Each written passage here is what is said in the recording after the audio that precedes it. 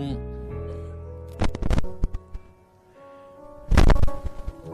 pada hari ini kami menghadap kepadamu Tuhan.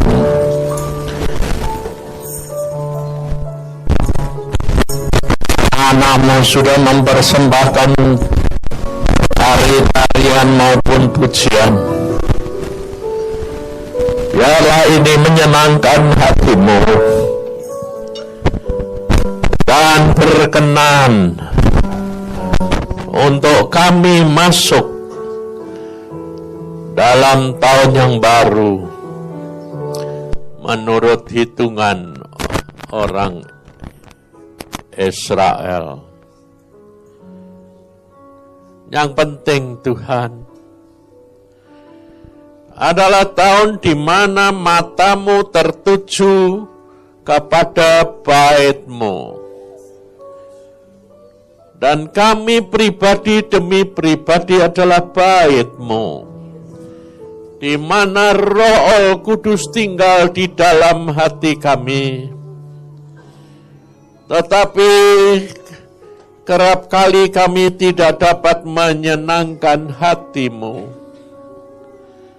Banyak hal yang kami lakukan yang menyedihkan hati-Mu. Karena kami tidak tahu bagaimana caranya kami dapat menyenangkan hati-Mu. Maka dari itu Tuhan, malam ini kami akan memasuki daerah yang baru. Dan kami tidak tahu apa yang akan terjadi. Maka dari itu tolongi kami. Terimalah kami hari ini. Dan buat kami masuk tahun baru ini bersama dengan Engkau. Karena firman-Mu berkata, tanpa Engkau kami tidak dapat berbuat apa-apa. Maka dari itu Tuhan tolongi kami. Karena selama ini kami berjalan menurut kehendak kami sendiri. Kami menurut keinginan kami sendiri. Kami menurut apa yang kami suka. Maka dari itu hari ini hamba-Mu membawa kami semuanya menghadap kepadamu, mohon anugerah-Mu. Supaya kami mampu melalui tahun depan bersama dengan Engkau. Dan memperkenankan hati-Mu. Dalam nama Tuhan Yesus, kami mengucap syukur dan percaya. Amin. Saudara, menurut hitungan orang Yahudi, kita masuk dalam tahun baru. Jadi, kenapa tahun ini kita adakan dengan agak istimewa? Karena tahun ini dinamakan bahasa Ibraninya itu apa? Ain Bet. Yang artinya mata Tuhan tertuju kepada bait-Nya. Nah, saya sendiri saudara, sebagai seorang anak hamba Tuhan, saya tahun demi tahun itu kalau ada ulang tahun tahun baru apa tuh, saya tidak pernah mengadakan apa-apa. Dan saya pun tidak pernah minta apa-apa. Tetapi saya pada waktu berdoa, saya tanyakan, Tuhan, ini sebetulnya tahun apa toh? Lalu Tuhan itu memberitahukan pada saya, mata Tuhan tertuju kepada kita, itu hal yang enak apa enggak? Coba perhatikan. Mata Tuhan tertuju kepada kita pribadi demi pribadi, mulai hari ini, tahun depan, sampai tahun depan, itu hal yang enak apa enggak? Hah? Loh? Coba.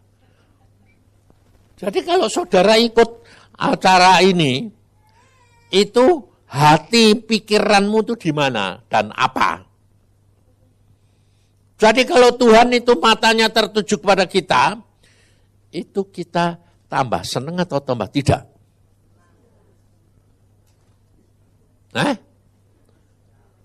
Senang. Sebab tidak semua orang diperhatikan Tuhan, betul? Tapi saudara harus ingat, kalau mata Tuhan tertuju kepada kita,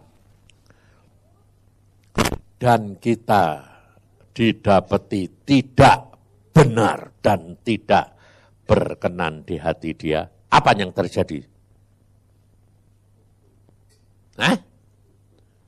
Marah Tuhan. Alkitab berkata, murka Tuhan itu sangat mudah menyala. Dia mengatakan bahwa Tuhan itu seperti api yang menghanguskan. Jadi kalau mata Tuhan memperhatikan kita, saudara harus hati-hati. Hati-hatinya bagaimana? Kita harus berkenan. Padahal Alkitab berkata, tidak ada seorang pun yang baik. Bukan benar loh. Baik, tidak ada. Apalagi benar. Jadi kalau mata Tuhan tertuju kepada kita, keadaan kita itu lebih parah atau bakal tambah baik?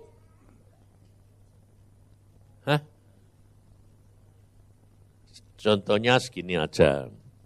Tahun yang lalu ini, yang sudah kita lewati, banyak menyenangkan hati Tuhan atau enggak? Enggak. Lah terus tahun depan, padahal tahun yang lalu ini, mata Tuhan tidak tertuju loh. Tahun ini mata Tuhan khusus tertuju kepada kita pribadi demi pribadi. Ini kita hal yang sepele aja. Saudara kira-kira kalau kerja terus diperhatikan sama bosmu terus.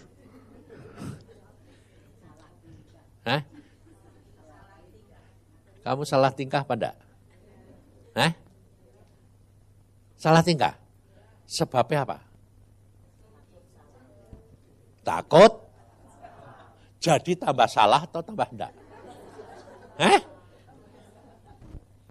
Jadi kalau mata Tuhan untuk tahun ini tertuju kepada kita, dan kalau kita itu tegang, tambah salah atau tambah benar? Nah, kalau tambah salah kita dapat berkat atau murka.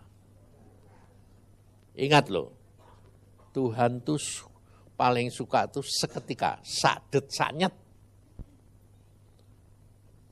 Jadi kalau sedang dia lihat, sedang kamu tidak dilihat, kamu dosa tidak kelihatan, cuma tercatat. Tetapi kalau mata Tuhan tertuju kepada kamu, setiap tingkah lakumu salah apa benar? Setiap tingkah lakumu, perkataanmu, salah apa benar? Hah? Gampang salah apa gampang benar? Gampang salah. Karena apa? Kamu mau melakukan yang benar. Tapi justru yang kamu lakukan yang salah. Kenapa? Tegang. Demikian juga kalau anak-anak mau ujian. Lalu kalau pengawasnya itu malah kamu malah buat kesalahan, malah jago. Lupa semua, kabur semua. Ngerti saudara? Maka dari itu, kamu harus belajar. Jadi kalau hari ini kita mengadakan untuk menghadapi tahun depan, mata Tuhan tertuju kepada kita, apa yang kamu minta? Kalau tahun baru biasa, anak-anak kalau datang minta apa? Angpau. Ya, nah sekarang kalau kamu sudah tahu situasinya kayak gini, kamu mau datang minta apa? Berani minta angpau? Hah? Ayo, berani minta angpau enggak? Enggak berani. Karena kalau orang yang berani minta angpau, itu orang yang enggak tahu diri. Ya toh?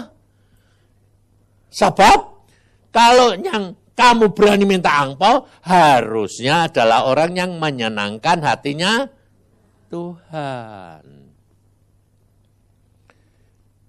Jadi apa yang kita harus lakukan sekarang apa?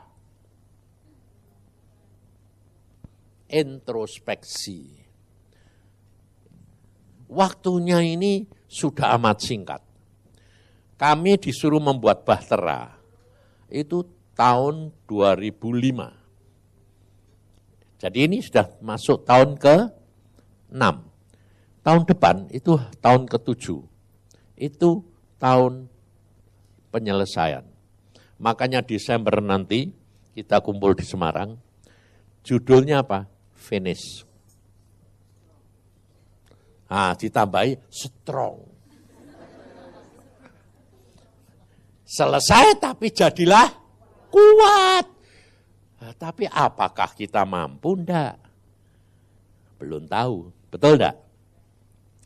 Maka dari itu saudara, kita hari ini periksa diri, kita sadari, kita akui, kita minta belas kasihan Tuhan, kita minta jaminan supaya tahun depan kita dapat melaluinya dengan berkenan.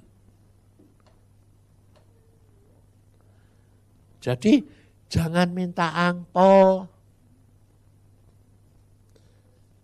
Sebab hidup kekristenan itu selama ini yang kita lakukan, itu sebetulnya kita bukan orang percaya. Karena apa? Kita kalau menghadap Tuhan tiap pagi itu memang dituntut itu apa? Kegenapan kehendak kita, keinginan kita. Tapi tidak menyenangkan hatinya Tuhan. Maka dari itu hari ini kita ngaku di hadapan Tuhan. Setelah itu lalu kita minta jaminan. Tolong Tuhan, kalau tidak Engkau karuniakan kepada kami kesetiaan, ketaatan, kemampuan untuk melaksanakan kehendak-Mu, tidak akan bisa. Saya diajar Tuhan hari-hari ini, saya tiap pagi itu kalau doa, tidak ada yang lain saudara. Sepertinya itu sangat sederhana. Kamu boleh tanya si Lani, Selvi, BP, Sael, istri saya. Doa saya tidak ada yang lain. Buat Tuhan apa yang aku harus lakukan hari ini. Apa yang aku mau lakukan dan katakan. Paksakan supaya kehendak-Mu yang terjadi.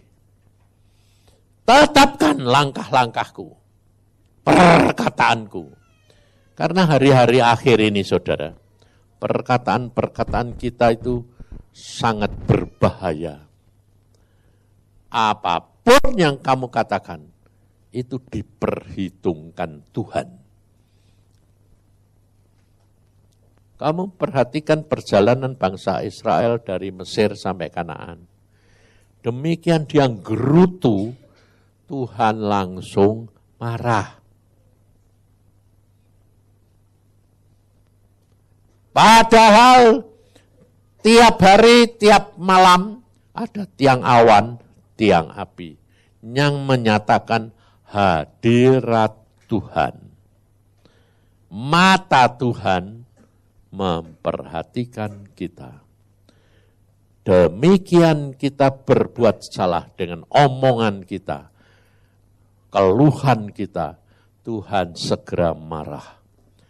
Dan kalau saudara perhatikan, bangsa Israel itu yang keluar dari Mesir, kira-kira 2,5 juta.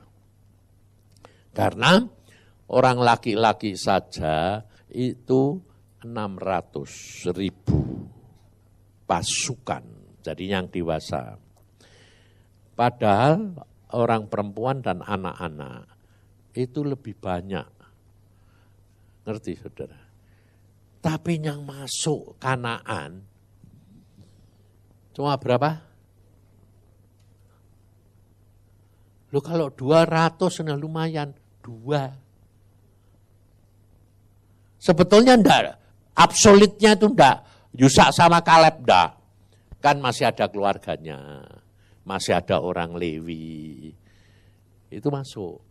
Tapi dari kategori itu kita bisa lihat, hampir semuanya gugur di tengah jalan. Dan kalau kamu baca Alkitab, kalau Tuhan marah sekali, matinya itu tidak 10, 20, 100, 200. Puluhan ribu. Bahkan kadang-kadang ratusan ribu. Sekali Tuhan marah, mati. Bayangin saudara. Sehingga kita kalau baca Alkitab Perjanjian Lama, seolah-olah Tuhan itu kejam. Dan sebetulnya Tuhan itu begitu. Karena apa?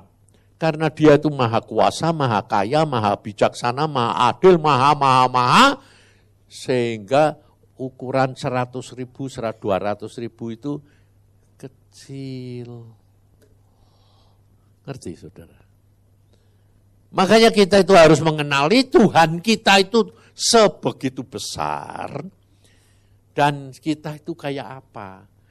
Dikatakan Alkitab, kita itu seperti rumput. Maka dari itu saudara kita harus menyadari dan mendalami. Watak kita itu begitu jeleknya. Kita membutuhkan penyertaan Tuhan. Kita membutuhkan penetapan dan dipaksa oleh Tuhan. Direkayasa oleh Tuhan. Sebab kalau tidak, kita tidak akan sampai. Kenapa? Kita itu kalah pintar sama setan. Setan itu memang tak akui tenan. Pinter tenan. Tapi kita kerap kali itu sok pinter.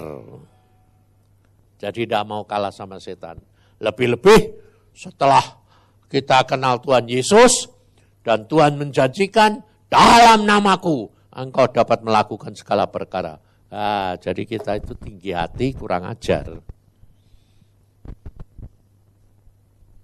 Sehingga saudara itu tidak mengenal yang namanya setan. Setan itu jahat. Dan zaman sekarang ini setan itu lebih nyata kerjanya. Karena apa? Dia tahu waktunya sudah amat singkat dan waktu dia cuma sedikit. Jadi dia ngebut sungguh-sungguh. Padahal kita ya tahu kedatangan Tuhan sudah dekat, waktunya sudah singkat, tapi kita tetap tenang-tenang saja. Loh, tenang itu betul, harus. Tapi kalau tenang-tenang saja karena kita masa bodoh dan tidak tahu, itu bodoh. Jadi saudara itu harus tahu firman. Kalau Tuhan mengatakan kamu harus duduk diam. Nah, itu lalu kita kalau bilang, wong disuruh duduk diam ya duduk. Terus tidak kerja.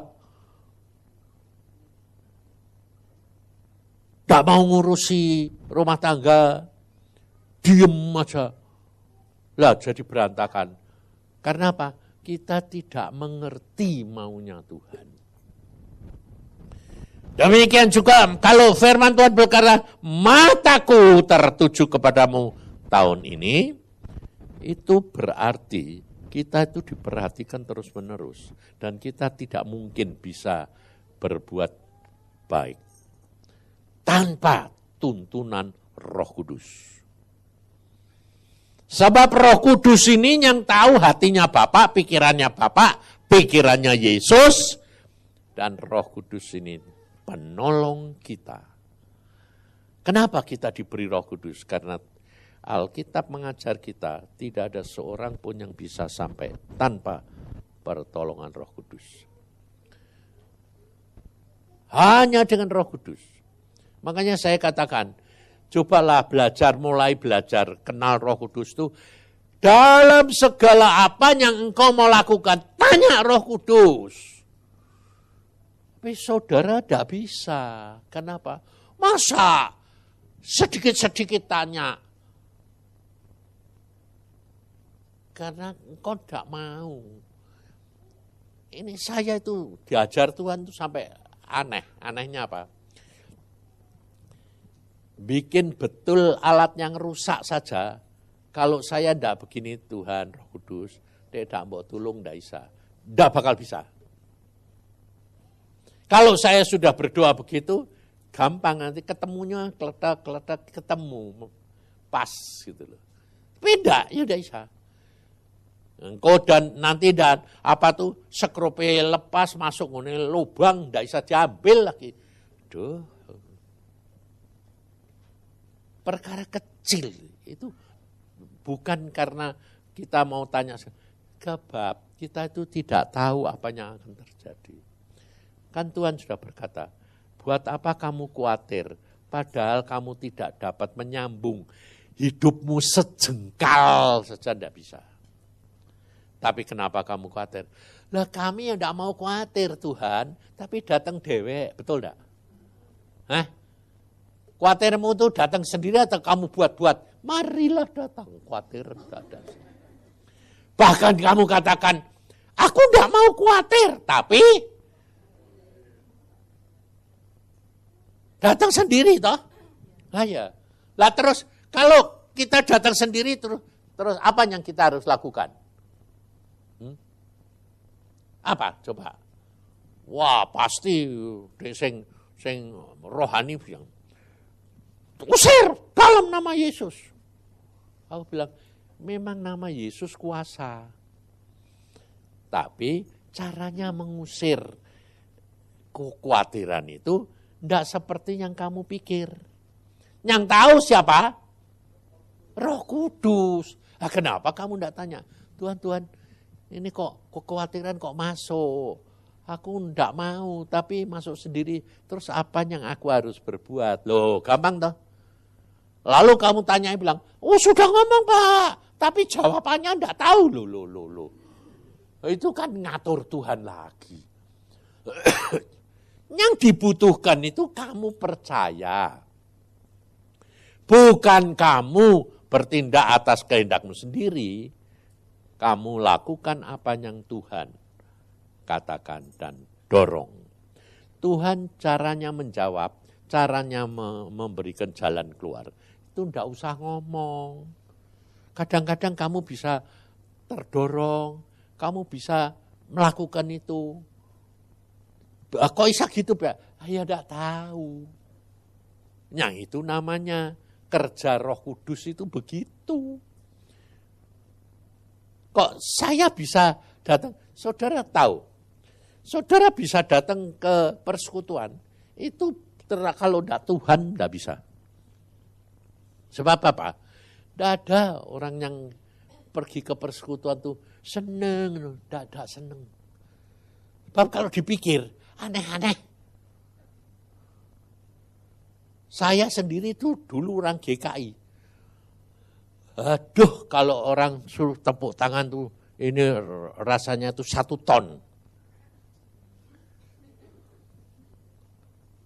Apalagi karunia lidah. Apalagi model penari-penari pakai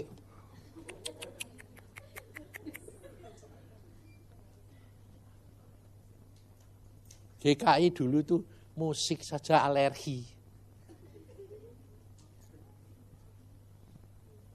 Zaman sekarang sudah ketularan. Bisa tepuk tangan, bisa ada musik boleh. Oh dulu udah gitar aja masuk udah boleh kok. Apa ini sandiwara, orang amen. Ngerti saudara? Hidup dengan Tuhan itu sudah tidak masuk akal. Setelah saya ngikuti Bahtera ini dari tahun 2005 sampai sekarang, bingung saudara. Sebabnya apa? Loh kok dibukakan hal yang aneh-aneh. Contohnya coba lihat. Kamu kira pakaian-pakaian penari itu sembarangan? Udah. Ada hamba Tuhan dari Amerika lihat, waktu ke Semarang lihat penari pakai pakaian penari, dia melongok. Dia sampai gini, loh mengapa kamu bisa pakai pakaian penari punya malaikat-malaikat? Agung waktu tanya gitu, apa? Aku ini dibawa ke surga mbak Tuhan itu, malaikat itu pakai pakaiannya itu persis kayak penari-penari kamu. Loh kok usah gitu? Lah mereka itu mau menari ya tanya Tuhan, bikin jubah apa? Stephen itu mau bikin jubah. Jubahnya Agung, jubahnya In. Itu dia diberi penglihatan. Tuhan Yesus pakai itu pada waktu menghadapi apa, gini apa. Agung disuruh buat jubah kayak model gitu. Karena apa? Jabatannya dia raja. Tapi saya tidak dikasih model kayak gitu. Saya dikasih jubah sederhana, putih. Pilar toh. Kan namanya pilar mau dihiasi kayak apa? Sederhana. Lah memang saya suka gitu. Saya tidak suka sing neko-neko. Tuhan itu lebih tahu. Maka dari itu, saudara, hari ini kita mengadakan ini untuk supaya apa? Masuk dengan perlengkapan dan kuasa dari Tuhan. Bukan dengan kekuatan kita sendiri. Nah, kemarin istri saya juga sudah ngasih tahu, kalau mau ada yang minta tulisan, nulis di kertas, silahkan. Kamu mau minta apa, tulis. Kalau ada yang mau minta gini, kalau istri saya ngomongin gini, saya mau nulis apa? Janji Tuhan segera digenepi. Aku ya ketawa, ya kasihan. Karena apa? Tuhan itu tidak pernah ingkar janji. Kalau enggak genep-genep itu karena kita. Ngerti enggak? Karena kesalahan kita. Nah, maka dari itu kita koreksi, kita tulis. Kamu minta apa? Mintalah. Nanti kita sama-sama doakan, habis itu kita bakar. Tidak usah ditulis namanya. Sebab yang kamu tulis itu untuk Tuhan, bukan untuk kita. Jadi tidak usah malu kalau nulisnya salah. Karena tidak ada yang tahu. Saya pun suruh baca ya tidak mau. Karena apa? Pusing. Untungnya Tuhan itu maha tahu, maha kuasa, maha pengerti. Jadi silahkan tulis. Kamu mau minta apa? Tulis semua ya. Sudah bawa kertas sama pen enggak? Sudah disediain toh? Ya sudah sana yang butuh kertas. Yang perlu minta mau nulis. Kalau aku sih enggak nulis apa-apa. Sebabnya tiap hari saya sudah minta cuma itu.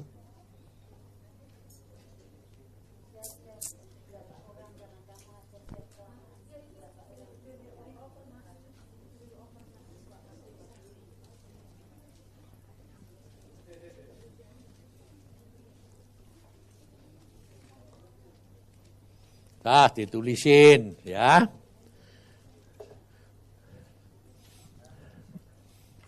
Yang mau nulis semua minta apa.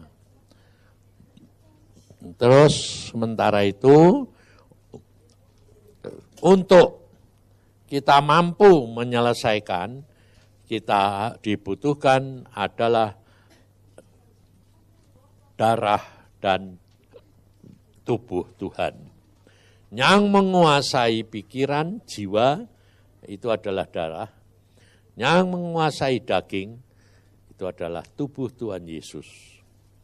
Hanya dengan dua pimpinan, firman dan Roh Kudus, engkau sampai kepada apa yang Tuhan kehendaki. Ya. Sudah dibagikan? Jadi tubuh dan darah Tuhan. Jadi perjamuan kudus.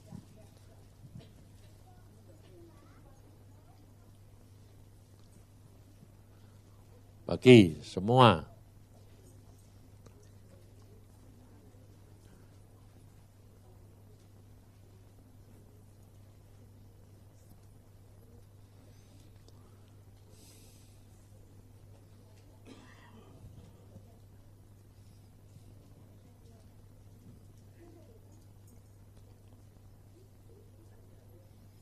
Supaya pikiran dan hati kita itu dikuasai oleh Tuhan dan kita mampu menyelesaikan bagian kita.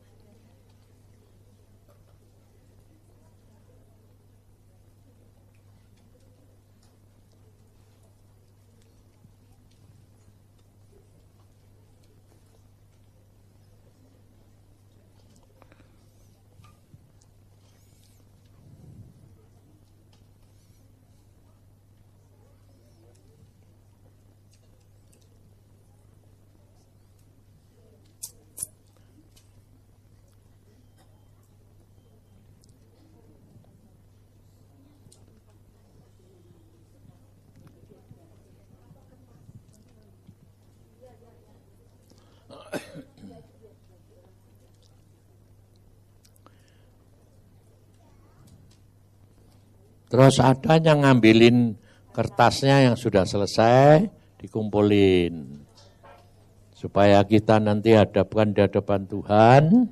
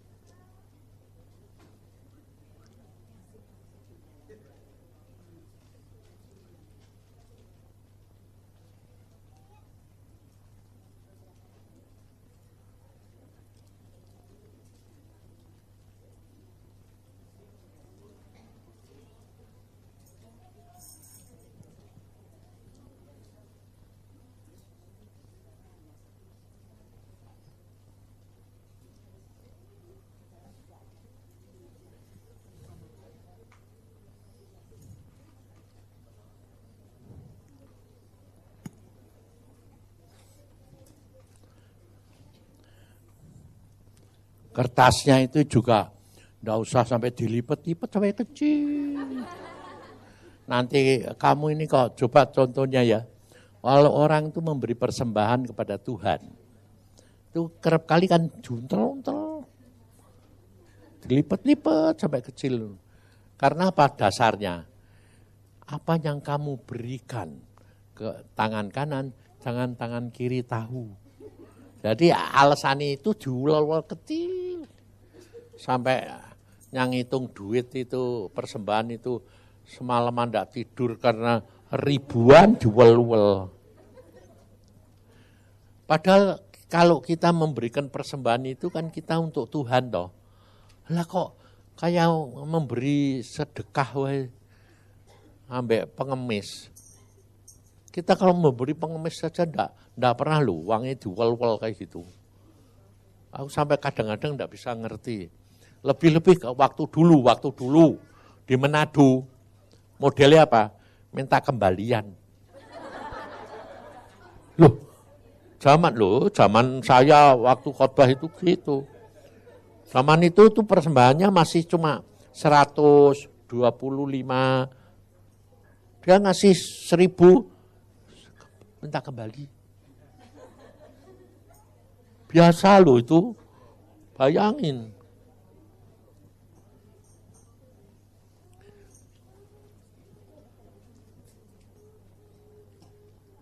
Sudah semua?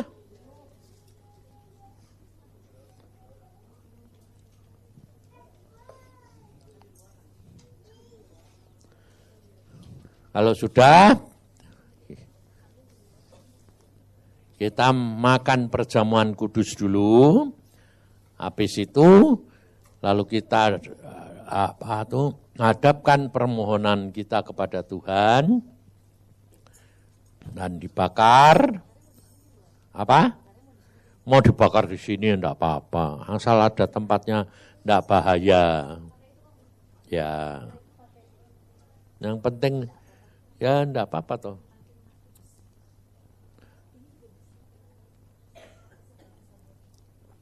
Oke, semua sudah?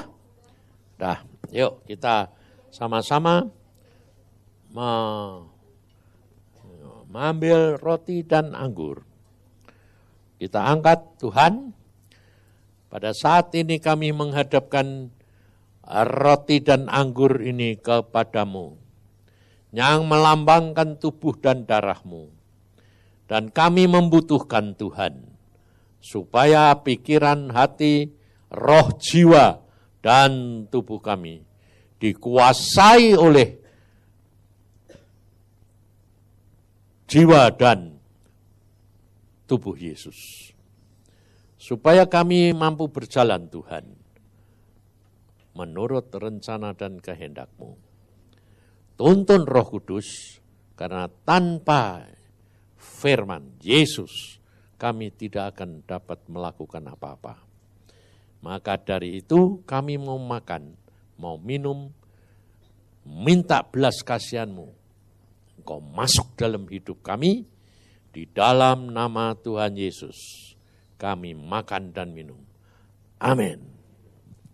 Sekaligus makan dan minum.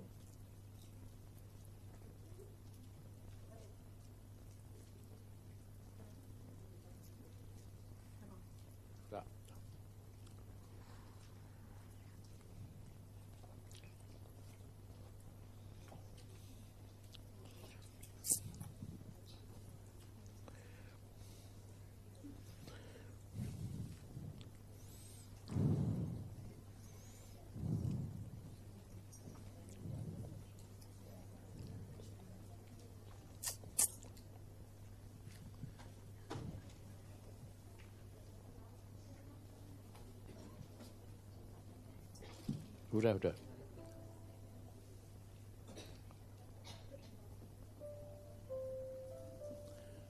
Udah semua? Mari kita berdoa untuk menghadapkan permohonan-permohonan kami ini kepada Dia. Beb, angkat Beb.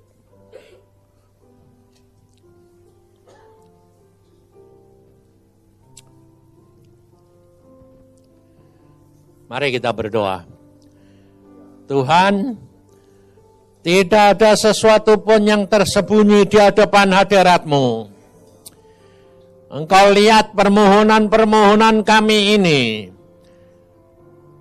Dan tidak ada satu pun yang dilewatkan. Karena hamba pernah melihat bahwa doa-doa dan permohonan ini masuk kepada meja-Mu. Maka Engkau sendiri yang akan memberikan, menjawab, dan melaksanakan. Karena semuanya ini adalah karya-Mu dalam hidup kami. Supaya kemuliaan Tuhan dalam hidup kami. Dan kami boleh menjadi saksi-Mu yang hidup. Terima kasih Tuhan. Bahwa Engkau akan terima semuanya ini dan melakukannya. Dan tergantung daripada waktu dan saat yang Engkau kehendaki. Dan hamba-Mu mohon dalam nama Tuhan Yesus, tidak ada yang tertunda. Haleluya. Amin. Dah, mulai dibakar. Dibakar satu-satu boleh.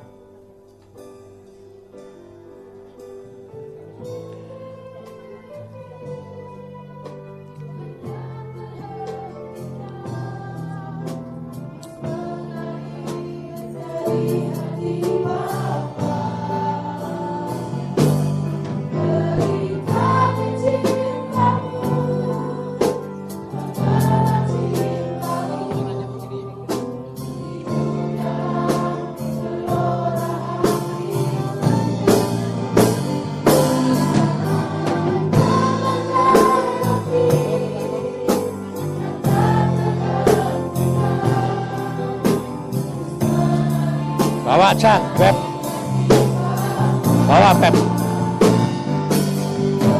Awas.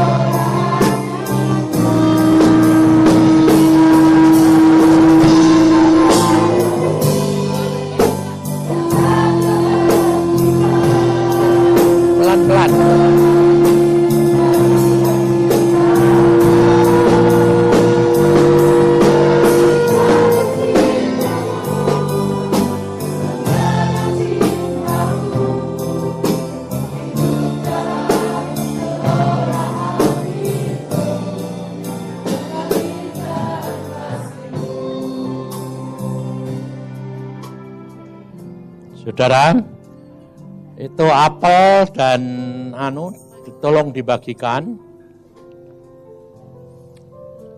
Ini dilambangkan pada waktu manusia diciptakan, mereka makan buah pohon pengetahuan yang menyebabkan kutuk dan dosa. Tetapi setelah Yesus itu datang, maka terjadi pengampunan dosa sehingga hidup ini menjadi manis. Jadi kita dilambangkan dengan apel dan dicelup di dalam madu, nanti kita makan, ya.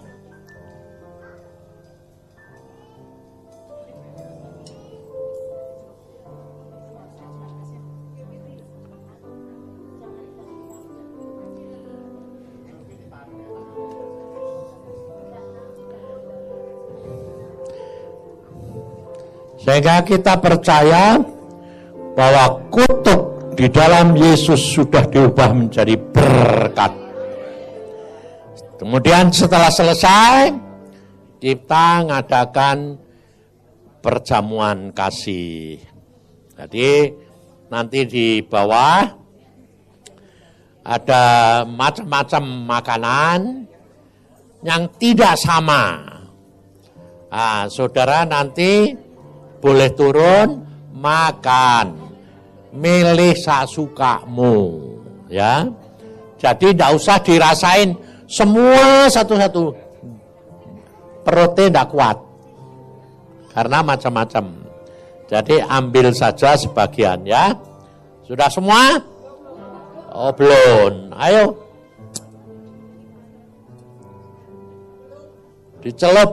Dicelup madu aja.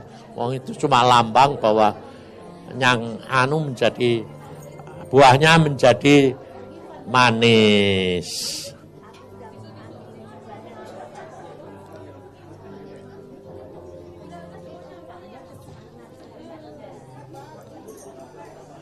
Udah? Nanti tangannya kotor sedikit, nanti ada tisu dilap, tidak apa-apa. Wong yang ngotori ya yang manis so. Udah semua? Udah? Ayo kita angkat. Tuhan, kami menyadari bahwa pertama kali Hawa jatuh dalam dosa karena makan buah pohon pengetahuan. Tetapi mulai hari ini kami percaya mata Tuhan tertuju kepada kami, maka buah yang kami makan menjadi manis dan hidup kami berjalan dengan Engkau. Dalam nama Tuhan Yesus kami makan. Amin. Mari makan.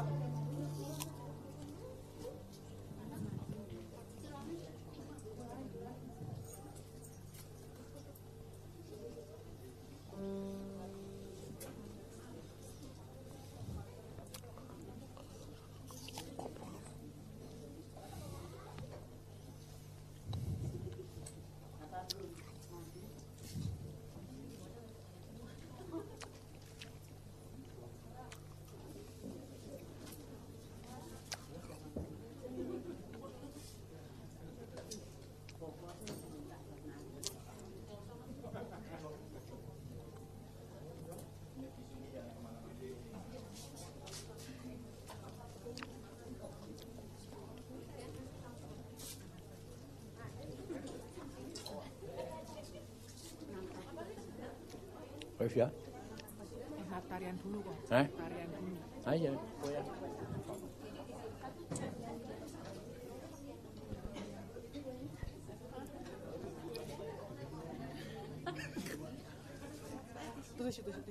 Itu basah mana tadi? Tuh,